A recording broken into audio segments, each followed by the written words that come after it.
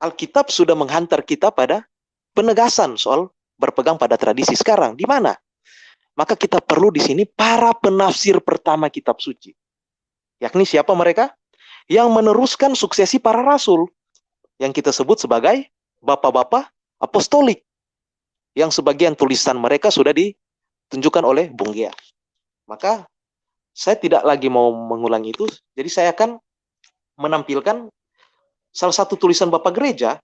Mungkin saya hanya bacakan saja ya, tetapi bukan berarti saya tidak punya bukti. Nanti saya akan kirimkan kepada Bung Gea. Kalau ada yang Bapak Ibu merasa perlu tulisan ini, bisa hubungi Bung Gea, nanti saya akan bagikan melalui Bung Gea. Oke. Nah, sekarang jika para rasul di dalam Alkitab yang sama menyuruh orang Kristen, para pengikut Kristus untuk berpegang pada tradisi, sekarang apa yang dimaksud dengan tradisi-tradisi itu? Paradoisis itu, yang secara lisan maupun tulisan. Di mana dia memperoleh finalitasnya? Para penafsir pertama kitab suci yang merupakan murid-murid dari para rasul, cucu murid dari Yesus Kristus sendiri, Tuhan dan Juru Selamat kita, memberitahukan kita soal di mana kita bisa memperoleh tradisi apostolik itu. Melalui Suaranya hilang lagi. SSCE. Halo?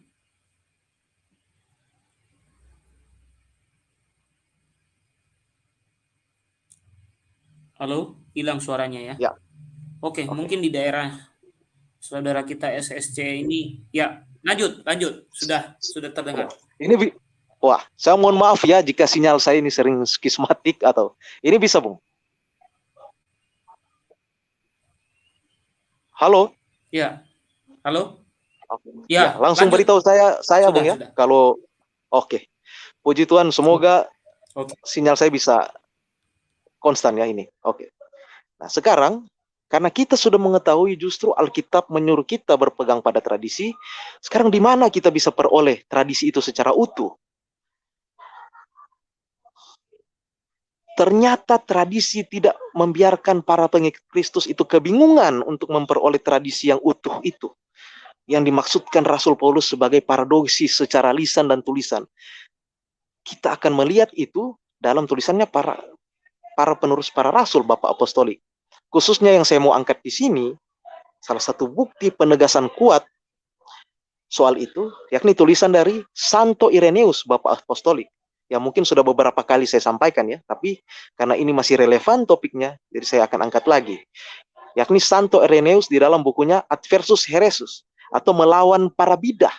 Bayangkan ini ditulis di dalam buku untuk melawan para bidat, berarti sudah ada dari zaman dahulu, ada bidat yang menolak tradisi. Itulah para bidat-bidat awal ya, Gnostisisme, Ebionit, oke. Nah, di dalam buku Bapak Apostolik Santo Ireneus, tepatnya di nomor buku bagian ketiga, nomor 3, paragraf 2 sampai 3, apa yang dituliskan Bapak Apostolik kita? Ini, dia menafsirkan kata-kata dari Rasul Paulus untuk berpegang pada tradisi. Ini yang disampaikan oleh Santo Ireneus mengenai Rasul Paulus, mengenai paradosis yang dimaksudkan oleh Rasul Paulus. Mari kita simak ya.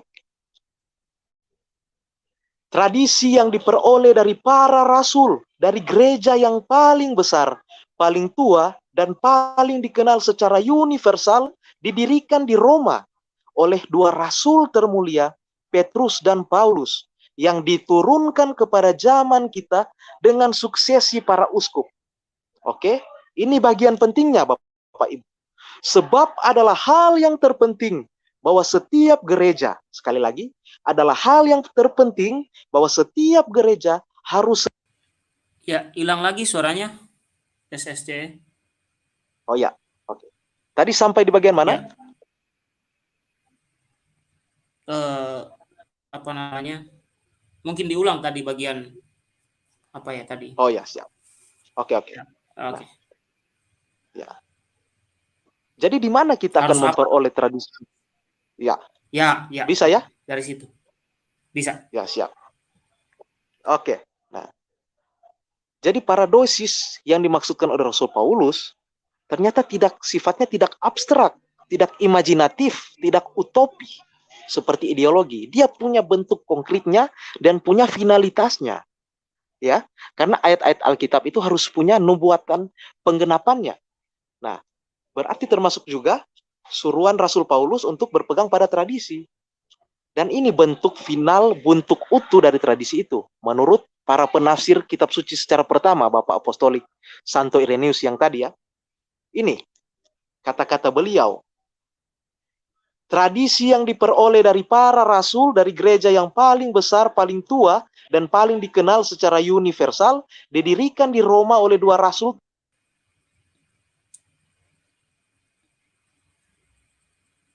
Ya, halo Pak Suto, apakah terdengar suara SSCE? Sepertinya Suara hilang ya. CCS enggak kedengaran.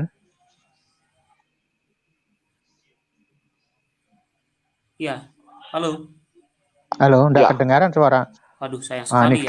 dengaran sekarang. Sekarang dengar. Oh ya, Iya, mungkin. iya. Ya. Ya, lanjut. Lanjut. Oh, Sudah. ya. Bentar.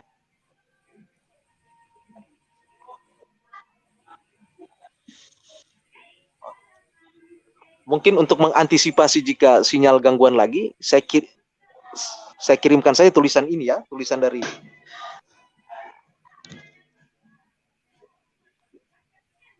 Ya. Boleh. ya. Ini Boleh. bisa ditampilkan di. Ya, lanjut dulu. Sudah terdengar. Ya. Supaya bisa ditampilkan juga kalau ada. Ya, sekarang sudah lancar sih.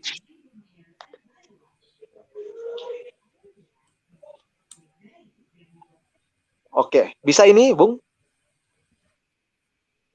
Iya, sekarang sudah lancar. Ya, lanjut. Ya. Oke, mohon maaf ya, Bung Gea, Pak Suto, serta Bapak Ibu sekalian, karena sinyal ini ya. Oke, jadi paradosis yang dimaksudkan oleh Rasul Paulus, sekali lagi saya tegaskan, dia sifatnya tidak abstrak, tidak utopi, tidak imajinatif, dan tidak halusinatif. Dia punya bentuk konkretnya. Di mana itu? Untuk menjawab itu kita harus kembali kepada penafsiran awal atas ayat-ayat kitab suci, yakni tulisan dari para bapak gereja selaku penafsir pertama kitab suci. Di sini saya mau mengacu kepada tulisan Santo Irenaeus Against Heresis ya. Apa yang dia katakan soal paradosis itu?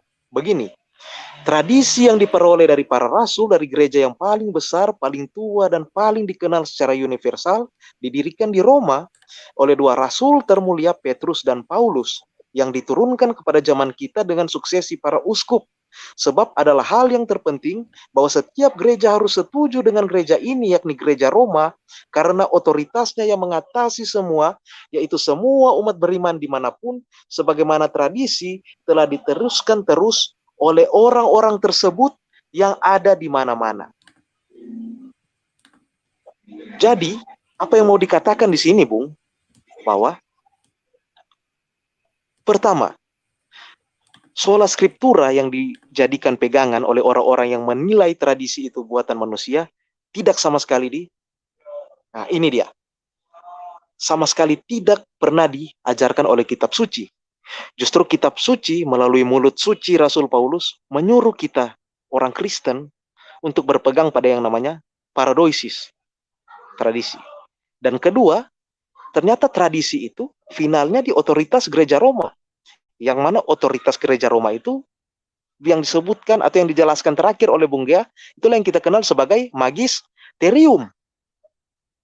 Jadi sumber utama dari pegangan orang Kristen atau wahyu ilahi itu sama sekali bukan Alkitab semata. Apalagi Alkitab yang jumlahnya sudah tidak lengkap lagi. Itu kesesatan justru. Membuat orang justru tidak Alkitabiah. Suatu ajaran bisa bersifat Alkitabiah kalau dia taat dan tunduk kepada yang namanya magisterium. Dan hanya bisa dilakukan oleh gereja Katolik. Jadi konsekuensi dari seluruh penjelasan saya tadi, mau mengatakan bahwa dengan demikian satu-satunya gereja yang bisa Alkitabiah adalah gereja yang memiliki magisterium, otoritas gereja Roma, dan itulah gereja Katolik. Maka kitalah yang perlu berbicara secara balik kepada mereka bahwa ajaran yang kalian pegang itulah yang sesungguhnya ajaran buatan manusia, dan itu dapat dibuktikan secara historis bahwa pada abad 16 lahir manusia-manusia yang punya ajaran berbeda, yang tidak setia kepada ayat kitab suci itu sendiri, tidak berpegang lagi pada tradisi yang disuruh oleh Rasul Paulus. Justru mereka keluar dari tradisi itu dengan menolak magisterium. Dan inilah kegilaan yang terjadi di zaman sekarang ini. Mereka yang tidak memegang kebenaran justru menilai orang-orang yang memegang kebenaran sebagai orang-orang tersesat, bukan orang Kristen. Padahal kitalah pemilik dari kekristenan yang sejati, karena kita taat secara lurus, secara strict terhadap yang namanya tradisi apostolik itu sendiri yang terbukti sangat alkitabiah. Mungkin itu dari saya, Bung Gia. Mohon maaf jika terlalu panjang atau terdapat beberapa kesalahan teknis tadi. Saya kembalikan. Salve untuk kita sekalian.